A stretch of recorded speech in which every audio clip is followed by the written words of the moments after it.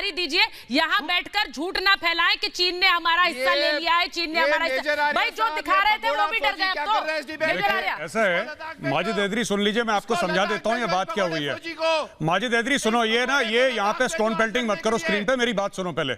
ऐसा है कि जो लाइन ऑफ एक्चुअल कंट्रोल है ये एक स्ट्रेटेजिक बात है, और तुम्हारे बहुत छोटे से नन्हे मुन्ने से दिमाग से बहुत बड़ी ऊंची बात है। तुम तो जाहिल हो, स्टोन पेल्टर हो तुम डाउनटाउन श्रीनगर के, 500-500 रुपए लेके पत्थर फेंकते हो। तो मेरी बात सुन लो, मैं जाहिल इंसान, मैं तुम्हें एजुकेट करता हूं। सुनो, ऐसा है कि चीन जो है, लाइन ऑफ एक्चुअल कंट्रोल जो है वो परसेप्शनल है।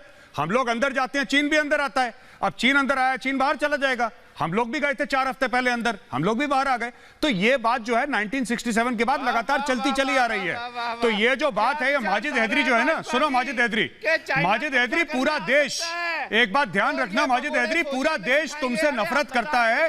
तुम्हें पता होना चाहिए, तुम पता नहीं अपने घर में जाकर क्या बोलते हो कि फिर से मैं कुछ पैसे ले आया अपने मुल्क को बेचने के बाद। देखो कितना शरीफ आदमी लग रहा है, देखो कितना शरीफ आदमी लग रहा है ये शक्ल से, चश्मा पहना हुआ है, टाई लगा के बैठा है और अपने देश को बेच रहा है। एक नेशनल टीवी चैनल पे 500 रुपए के लिए अपने मुल्क को बेच रहा है माजिद हैदरी। कितने शर्म की बात है। लोग सामान बेचते हैं माजिद हैदरी, लोग सामान बेचते हैं, लोग नियत बेचते हैं। माजिद, तुमने अपने देश को बेच दिया।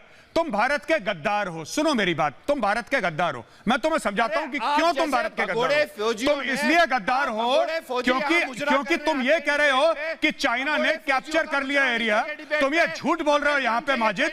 तुम जैसे आदमियों को जेल में डालना चाहिए एनएसए के तहत, क्योंकि तुम पाकिस्तानी ISI के एजेंट हो। और ज्यादा भी तुम्हारे रेट नहीं है माजिद, तुम्हारे बहुत कम रेट हैं। ये 500,000 रुपए में तुम अपना ईमान बेचते हो, देश को बेचते हो। और हर टेलीविजन चैनल में हर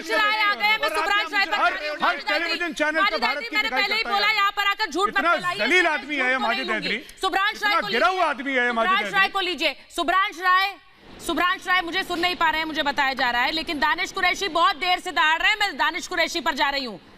सुब्रांश जी, आप मुझे सुन पा रहे हैं?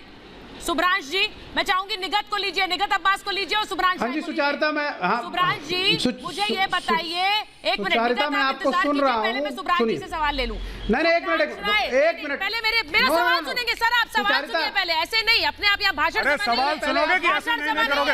पहले आप नहीं सवाल। हेलो सुचारिता, हेलो, सवाल सुनकर जवाब देंगे। पहले मैं आपसे सवाल पूछूं, अगर आपको नहीं देना जवाब तो मैं दूसरे पैनलिस्ट में जाऊंगी। जब आप रेडी होंगे मैं आ जाऊंगी, जब आप रेडी होंगे मैं आऊंगी आपके पास। दानिश कुरैशी को लीजिए, दानिश साहब को लीजिए। नहीं, यहाँ पर भाषण सभा नहीं है, मैं सवाल पूछूंगी, सवाल का जवाब आप देंगे। ये नहीं होता है कि आते ही आप शुरू हो जाएंगे।